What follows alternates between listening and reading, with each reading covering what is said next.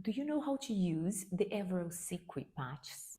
Hello ladies, I'm Dr. Alba, AGP, working at the Imperial College and a menopause specialist. The Evorel Sequi patches are a form of hormone replacement therapy made up of two different patches. Patch number 1, Evorel 50, the green label patch.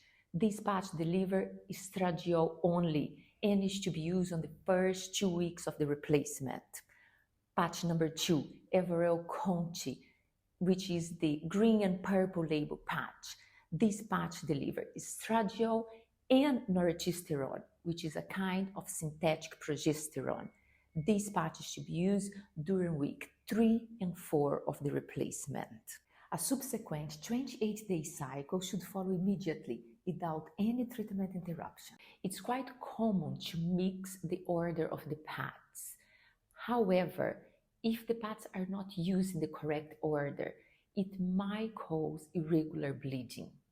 Both pads should be changed twice a week, for instance, Mondays and Thursdays. Evorel Sequi is a prescription medication only, ideal for perimenopause women, as it can induce the regular withdrawal bleeding after week 4.